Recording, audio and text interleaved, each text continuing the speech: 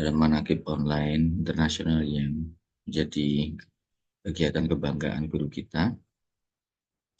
Dan yang berbahagia malam ini sebagai pemangku hajat, yang mulia Ibu Haja Susan, Ibu Haja Erna, dan Ibu Haja Neni. Semoga dengan wasilah manaqib online internasional ini Allah memberkahi semuanya, segalanya, selamanya untuk beliau-beliau dan keluarga besar beliau-beliau semua, menambah-nambah keberkahan, keilmuan, kehikmat, dan menyempurnakan jasmani, kesehatan jasmani rohani beliau-beliau semua, meringankan segala urusan, memudahkan dan mengangkat segala kesulitan dan mengabulkan hajat-hajat terbaik bagi beliau untuk urusan dunia dan akhirat.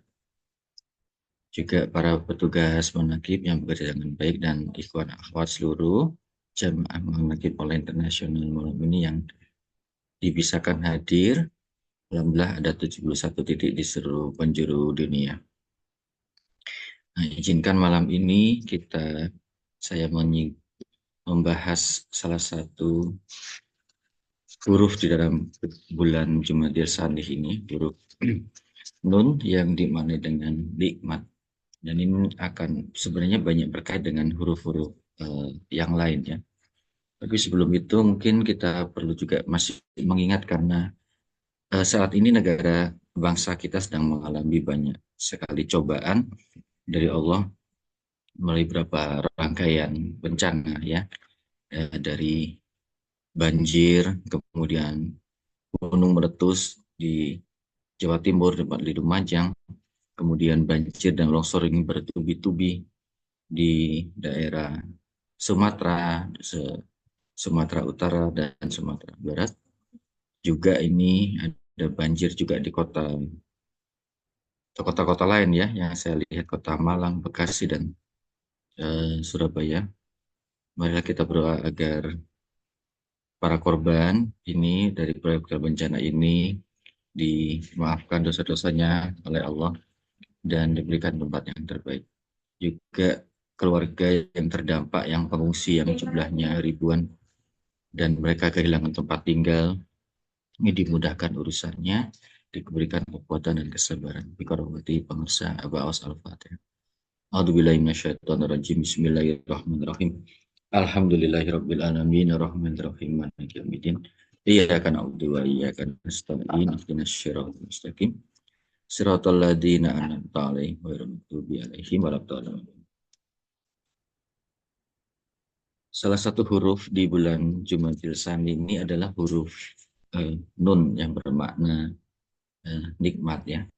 Dari pagi Romo Yatri Wahyu dari Manaqib Online pagi juga telah membahas tentang nikmat yang di dalam kitab Fadl Isuhur ini secara tegas Pangersa Abah guru kita menegaskan yang dimaksud nikmat di sini adalah nikmat zikir ya. Dan penjelasan atau prinsip dari nikmat zikir ini merujuk pada surat Al-Fatihah yang kalau kaum muslim yang biasanya membaca sekurangnya 17 kali 17 rakaat ya, kalau yang salatnya rutin. Bagi kita para murid-murid Pangersa Abah ini, saya yakin kita setiap hari itu baca Al-Fatihah lebih dari 200 ya. Kalau sholat sunnahnya aja kita penuhi itu hampir 100 rakaat itu. Di setiap rakaatnya ada surat Al-Fatihah. Belum kita lagi mengawali zikir dengan Al-Fatihah, tawasul dengan Al-Fatihah, khotaman dengan Al-Fatihah, manakib dengan Al-Fatihah. Jadi ratusan Al-Fatihah kita baca setiap hari. Dan ini adalah salah satu kenikmatan yang lain ya, dalam Thariqah ini di bab bimbingan Pangersa Abah. Nah, salah satu bagian kunci yang terikat dengan nikmat ini adalah di ayat ke-6 dan ke-7 ya, di mana kita berdoa dalam surat Al-Fatihah itu ihdinas siratal mustaqim siratal ladzina an'amta alaihim. Nah, doa ini sebenarnya sangat, kalau kita pelajari, sangat menarik ya strukturnya. Karena di dalam Al-Fatihah itu Allah tidak mengajarin kita untuk, ya Allah berilah kami nikmat. gitu ya. Tapi kami petunjuk ihdinas sirotol mustaqim gitu. Nah, ini jalannya petunjuk, jalannya siapa? Sirotol ladina an amta alaihim, jalannya orang-orang yang mendapat nikmat gitu ya. Jadi surat Al-Fatihah tidak mengajar kita untuk meminta nikmat dulu kepada Allah gitu ya. Kemudian kita bergabung dengan mereka yang mendapat nikmat. Tapi kita diminta bermohon kepada Allah untuk tunjukkan ya Allah jalannya orang-orang yang engkau beri nikmat. Nah, ini asumsinya kita harus menempuh jalan itu dulu gitu ya untuk mendapat nikmat gitu ya. Nah, sesungguhnya doa ini doa torikoh banget ini ya, sangat khas torikoh. Karena jalan yang ditempuh atau cara-cara yang ditempuh itu artinya tidak bisa kita lakukan sendiri, tidak bisa kita temukan ya. Tapi harus dibimbing. Ada orang-orang yang sudah melaluinya gitu, lebih dari satu, para nabi, para ulama ya.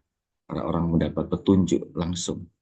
Nah, ini yang menarik ya. Baru kemudian kalau kita mengikuti jalan itu, maka logikanya kita akan mendapat nikmat gitu ya, nikmat Allah. Nah, yang menarik dan sering menjadi salah paham, kata nikmat ini sendiri kita sering bias sekali ya memaknai nikmat itu karena kehidupan kita sehari-hari mengasosiasikan nikmat itu dengan kesenangan, dengan kebahagiaannya sifatnya badania, sifatnya keduniawian ya, misalkan pengalaman untuk menikmati berbagai makanan yang macam-macam ya, pengalaman jalan-jalan menikmati panorama, jalan-jalan di eh, wisata alam atau ke mall misalkan ya, atau pengalaman eh, menikmati hiburan yang banyak di zaman kita sekarang ya, nonton film, main game online, segala macam banyak sekali. Atau kenikmatan berupa kepemilikan ya, harta yang banyak, kekayaan, simpanan, deposito, apa adalah properti begitu. Atau juga kenikmatan yang sifatnya jabatan ya, kedudukan, menjadi pimpinan di suatu tempat, menjadi pejabat suatu tempat, atau gelar ya, kehormatan, ke derajat secara sosial. Nah, kalau kita membayangkan nikmat seperti itu, yang ketika kita membaca surat Al-Fatihah ini keliru besar ya, salah salah salah sama sekali, jadi salah kaprah dan sangat fatal sebenarnya karena ada banyak hal eh, di dalam surat Al-Fatihah ini Allah pengarang Allah menjelaskan secara jelas dan tegas bahwa nikmat yang dimaksud dalam Al-Quran dan sebagaimana diajarkan di dalam Al-Quran dan dalam agama kita bukan kenikmatan yang sifatnya badaniah itu atau duniawiyah itu ya. Eh, jadi kalau kita merujuk siapa sih orang-orang yang mendapat nikmat itu, katakan para nabi dan rasul ya. Kita bisa melihat apakah mereka orang-orang kaya. Rasulullah misalkan, apakah punya tanah yang luas, punya harta emas yang banyak, kemudian jadi jabatan yang tinggi gitu kan. Tidak ada.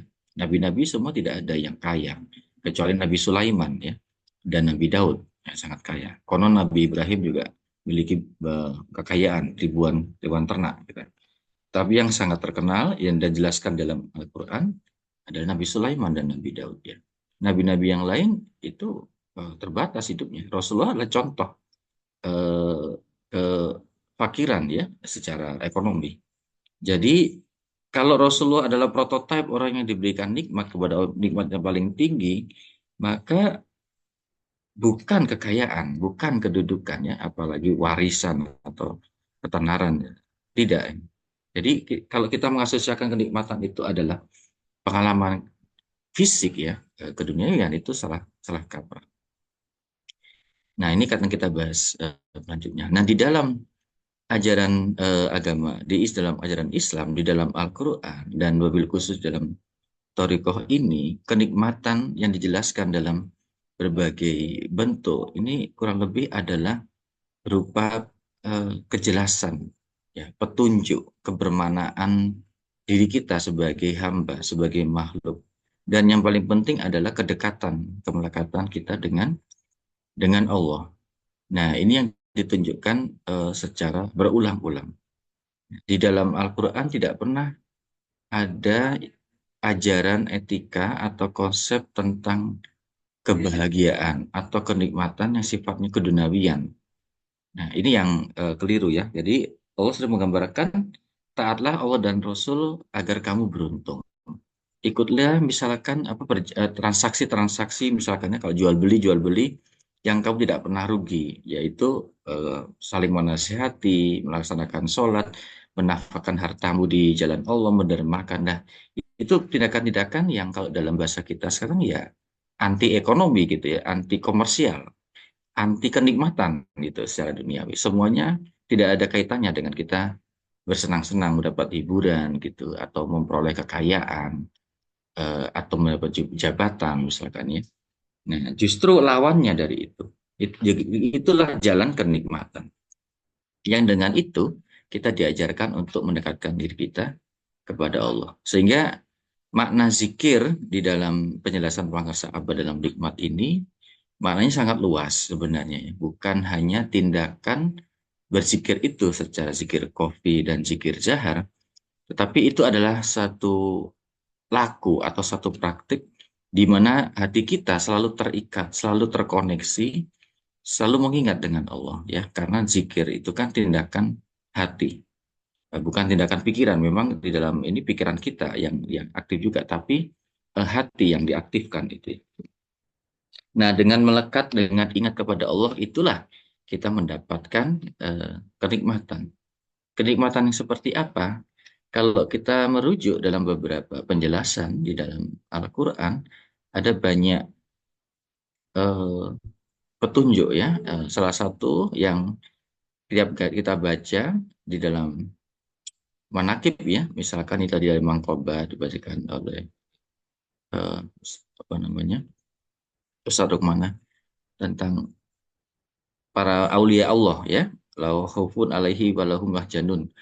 Mereka tidak memiliki rasa khawatir, rasa takut dan rasa was-was. Nah, itu kenikmatan ya. Ketika hati itu tidak memiliki rasa khawatir, rasa takut dan rasa was-was. Bukan berarti punya uang banyak, punya harta tidak, hati gitu ya. Kemudian di surat yang lain tentang jiwa yang mutmainah, tenang-tenang ya ayyuhal nafsun mutmainah irji ila robbi pada apa namanya mardiatan rodia ya mutmainah mardia dan rodia jiwa yang tenang yang ridho dan diridhoi. Jadi ada konsep ketenangan mutmainah, ada ridho dan meridhoi. Kemudian ada rasa syukur. Nah, ini semuanya fokus kepada hati. Jadi rasa nikmat itu adalah di dalam penjelasan ini adalah rasa di mana hati kita itu merasa settle ya, tenang. Itu tidak sedang mengurangi atau membutuhkan sesuatu, tidak mengurangi sesuatu dan tidak merasa terancam oleh sesuatu yang lain. Apakah itu ketakutan, kekurangan, kemiskinan atau apa namanya kelaparan ya, dan merasa cukup, tidak ingin tambahan. Nah, ini menarik karena kalau kita kaitkan dengan bagaimana dunia kita beroperasi dalam mencapai apa yang disebut dengan kebahagiaan ya. Dan ini menarik ya, ada satu dua pemikir ahli kalau dalam kajian filsafat itu yang menjelaskan ajaran atau ide kebahagiaan itu sebenarnya adalah ajaran modern. Jadi belum pernah muncul di masa-masa sebelumnya gitu ya. Dan kebahagiaan yang kita pahami sekarang itu adalah kebahagiaan yang dipenuhi oleh kecukupan-kecukupan ekonomi ya, seperti terpenuhi kebutuhan dasar, kemudian kebutuhan untuk apa namanya kesehatan, pendidikan, dan kepuasan dan yang lain-lain. Itulah sehingga di dalam upaya-upaya ekonomi masyarakat kita, termasuk pemerintah, salah satu indikasi apa kualitas kehidupan itu adalah pertumbuhan ekonomi dan income.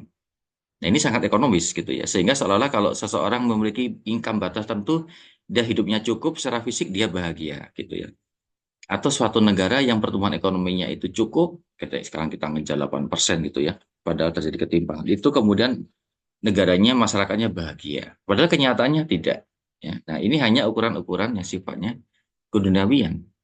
Nah, persoalannya dengan kebahagiaan yang seperti ini adalah itu tadi, memang secara fisik dia terpenuhi, tapi dia tidak menimbulkan rasa cukup, rasa kurang terus. Jadi Nah, disitulah muncul keserakahan ketika manusia merasa terus puas. Kemudian juga salah satunya di dalam narasi peradaban kita, baik itu dunia industri maupun pemerintah sering menakut-nakuti gitu ya masyarakat dengan kalau nggak punya uang nanti Anda miskin loh. Kalau nggak miskin nanti nggak bisa makan, nggak bisa punya tempat tinggal. Nah ini narasi-narasi yang menciptakan rasa was-was, ketakutan. Sehingga ada kebutuhan orang harus bekerja, harus punya uang seperti itu dan dibuat seperti itu. Nah ini rasa was-was yang sebenarnya bukan muncul secara alamiah, tapi buatan struktur ya. Dan persis jiwa yang mutmainah itu dan tadi jiwa yang cukup itu lepas dari rasa was-was tadi ya, para aulia Allah ini. Tidak ada rasa khawatir, tidak ada rasa ketakutan gitu ya. Nah, ini yang penting. Jadi yang tadi saya jelaskan tentang bagaimana dunia ekonomi kita secara apa namanya fisik itu beroperasi menciptakan kebahagiaan, itu yang dikaitkan dengan huruf lam di atau senda gurau. Karena dengan menciptakan berbagai fantasi kepuasan ya, atau dalam bahasa Inggrisnya itu pleasure. Pleasure itu ya sensasi fisik yang memang diumbar, dipropagandakan di dalam kehidupan kita dalam dunia populer, apalagi sekarang ada sosial media, ada kebutuhan lain seperti rekognisi gitu ya, ketika semua orang kemudian punya kamera, punya saluran internet dan merasa harus apa-apa itu di depan direkam kamera, di-share di TikTok, di Twitter segala macam ini jadi berbagai macam tindakan. Semacam kemudian muncul kebutuhan akan rekognisi orang lain, kebutuhan akan validasi orang lain. Nah, ini tandanya bahwa hati orang-orang seperti ini tuh merasa kurang, merasa tidak cukup kan dia butuh orang lain untuk memvalidasinya. Nah, inilah yang diajarkan di dalam kenikmatan dalam Al-Quran. Ketika hati itu mutmainah atau ridho ya, tidak butuh lagi validasi dari orang lain. Allah saja cukup dengan zikir itu. Allah saja yang cukup berikan pengakuan kepada kita, berikan rasa tenang, rasa settle itu tadi, rasa tidak membutuhkan orang lain gitu ya. Nah, sehingga kita kemudian diajarkan oleh para sahabat untuk bersyukur. Jadi kalau bersyukur levelnya sudah bukan kita kekurangan lagi, tapi sudah cukup ya, kita tidak membutuhkan yang lain gitu. Segala sesuatunya lah seperti yang sudah kita butuhkan. Dan ini sangat penting. Itulah kenikmatan. Dan kenikmatan yang diajarkan di sini itu semua berpusat pada hati yang mengingat pada Allah gitu ya. Jadi satu bentuk apa pengalaman atau sensasi kejiwaan yang tidak ditentukan oleh dinamika ekonomi di luar ya. Ini yang menarik ya. Jadi kita diajarkan dengan kenikmatan zikir ini itu kenikmatan yang mau harga barang-barang naik atau turun tidak berpengaruh. Mau ekonomi susah apa enggak kita tidak berpengaruh misalkan ya. Mau apa namanya harga pulsa naik atau turun, mau teknologi berkembang apa enggak tidak terpengaruh. Jadi ini satu bentuk pengalaman kenikmatan yang otonom sebenarnya, yang merdeka, yang tidak dipengaruhi oleh struktur ekonomi, tidak butuh teknologi. Ya, meskipun kita sekarang ini manakib dengan Zoom gitu, nggak ada Zoom juga nggak apa-apa, kita tetap melakukan manakib, kita tetap bisa bersikir. Jadi kebahagiaan yang sifatnya juga intim, kita nggak butuh instrumen ya, nggak butuh saluran internet, tidak butuh apa namanya akun Instagram, akun TikTok, kemudian nggak butuh kamera, nggak butuh HP, bahkan ini cukup duduk mengingat Allah, wudhu, udah cukup. Nah ini eh, satu bentuk kenikmatan yang juga dari kenikmatan itu Allah memberikan petunjuk ya. Jadi, nah ini juga menarik ya, karena bagian dari kenikmatan ini di surat-surat yang lain, surat Ar-Rahman misalkan, adalah ilmu ya, petunjuk, kemudian kejelasan, cahaya. Dan surat An-Nur itu kan adalah bentuk cahaya. Jadi ini yang menjadi paket kenikmatan yang diajarkan di dalam thariqah ini. Ketika kita tahu mana yang benar, yang salah, dan kita diberikan kemampuan untuk mengambil langkah. Jadi tadi ya, tunjukkan jalan yang lurus. Jadi kita harus menempuhnya dulu, tahu dulu jalannya itu ya. Nah, ketika jadi gelap kalau kita nggak tahu jalannya, kalau kita mengharap kenikmatan.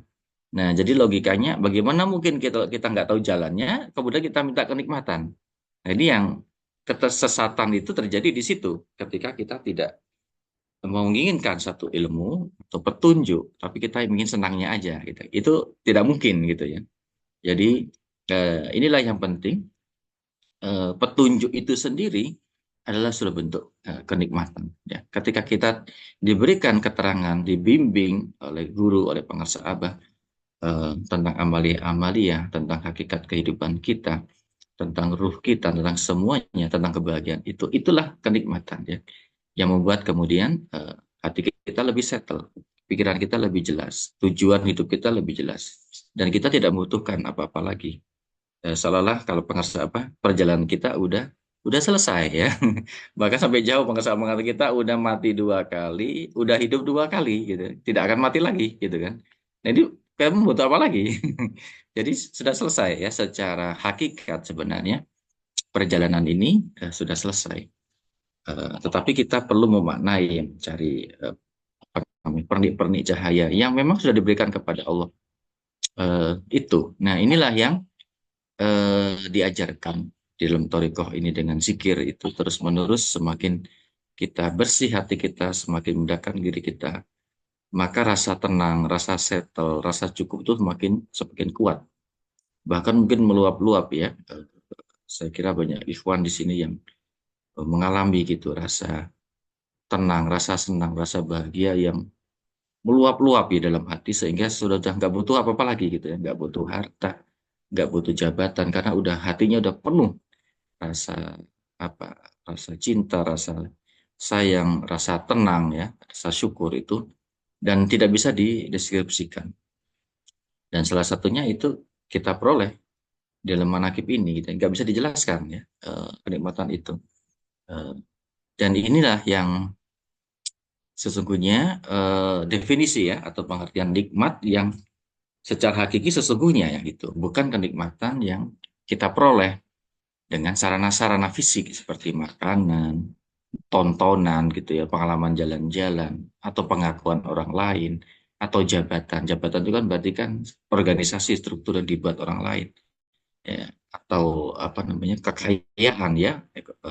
Kekayaan juga adalah melibatkan sistem ekonomi yang dibuat manusia juga ya, yang berubah-berubah juga nanti. Dulu kehidupan kita, umat manusia itu belum mengenal misalkan hak milik pribadi ya, personal property right.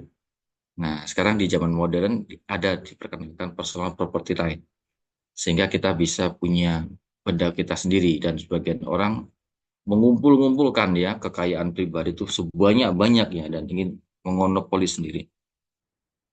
Di beberapa negara itu pernah dicoba tidak ada personal property right ya, tapi adanya state property right, itu kepemilikan milik negara, supaya hidupnya imbang gitu ya. Jadi tidak ada yang kaya yang miskin, itu tidak ada. Itu pernah dicoba di beberapa negara gitu ya, negara komunis sebenarnya. Dan itu idenya menarik ya, karena personal property right ini yang menyebabkan kesenjangan, yang kaya yang makin kaya, yang miskin dan makin miskin. Dan itu terbukti sekarang ini. Tapi solusi komunis juga tidak bisa, sulit ya, karena kalau pejabatnya juga korup sama aja gitu ya, karena ada monopoli terhadap apa namanya, kekuasaan dan harta benda. Nah, di dalam Toriko ini kita diajarkan ketenangan itu tidak terikat oleh properti ya, oleh kepemilikan, oleh harta. Jadi lebih radikal lagi sebenarnya ya, ajaran dalam Islam ini tentang kenikmatan itu. Sehingga ketika kita merasa sudah cukup, kita merasa udah mendekat, maka harta itu instrumen aja. Dia ada apa enggak tidak penting, tidak pengaruh ya. Dan sering juga saya mendengar beberapa hikmat ilmiah, banyak sekali kebijaksanaan dari para guru-guru terdahulu yang kadang mereka juga menentukan sebenarnya saya punya harta apa enggak, ini semakin mendekatkan diri pada Allah apa enggak sih. Nah, itu juga menjadi sesuatu yang membuat kita lebih hati-hati gitu ya. eh, tentang kepemilikan itu. Karena harta yang kita punya bisa kita jadikan alat untuk mendekatkan diri pada Allah. Tapi kalau kita nggak ngerti, kita nggak hati-hati, justru jadi hijab, jadi penghalang. Nah, itu juga sama yang hal-hal yang berlaku untuk yang lain. Nah, ketika jadi penghalang, nah dia lagi menjadi nikmat ya, satu menjadi kesenangan. Nah, ini yang persis terjadi di zaman kita sekarang, di mana kesenangan itu begitu diumbar, eh, sehingga membuat jiwa kita ini makin lemah, makin loyo ya. Sekarang ini ada banyak sekali survei-survei atau pengamatan menunjukkan orang-orang manusia sekarang ini semakin bodoh gitu ya, semakin cepat pikirannya, juga gampang stres juga ya, karena terlalu banyak kemudahan. Nah, ini yang menariknya di dalam Al-Quran, Allah tidak pernah mengajarkan kemudahan ya. Bahkan di surat Al-Isra itu yang diajarkan adalah kesulitan, karena dalam kesulitan itu ada kemudahan. Bukan sebaliknya gitu ya. Nah, ini yang menarik. Sekarang zaman kita dininakbobokkan dengan berbagai kenikmatan dan sifatnya itu duniawi dan kemudahan. Hasilnya manusia-manusia sekarang itu turun kapasitas intelektualnya, emosinya, ya, kedewasaannya gitu. Jadi ada muncul kemudian generasi-generasi instan, generasi-generasi apa plastik istilahnya, plastik generation yang mudah loyo, mudah capek, mudah mengeluh, dikit-dikit mengeluh. Nah, seperti itu. Dan mereka adalah sasaran empuk, menjadikan dikendalikan oleh apa namanya oligarki industri yang besar-besar ya. Apalagi sekarang kita menggunakan teknologi kayak AI ini yang masa tidak punya kekuasaan untuk mengendalikannya. Orang-orang yang super kaya saja ya, kayak siapa namanya Bill Gates, kemudian Mark Zuckerberg, Elon Musk itu para bilioner yang menjadi penguasa teknologi itu yang nanti menjadi penguasa benar ya. Mereka yang mengendalikan teknologi. Jadi seolah-olah itu memudahkan kehidupan kita. Pada kenyataannya dia menciptakan manusia-manusia yang seperti ternak, bahkan lebih buruk dari hewan ternak, karena tidak mandiri. Nah, di Toriko ini kita dibentengi oleh kemudahan-kemudahan itu dengan zikir, ya, membuat kita lebih otonom, lebih merdeka, lebih bebas, dan tidak membutuhkan apa namanya sarana-sarana yang kita tidak bisa mengendalikannya. Udah begitu ya penjelasan. Betapa kajian mengenai nikmat ini ternyata sangat kompleks dan sangat mendalam. Mudah-mudahan ada waktu bisa kita lanjutkan lagi.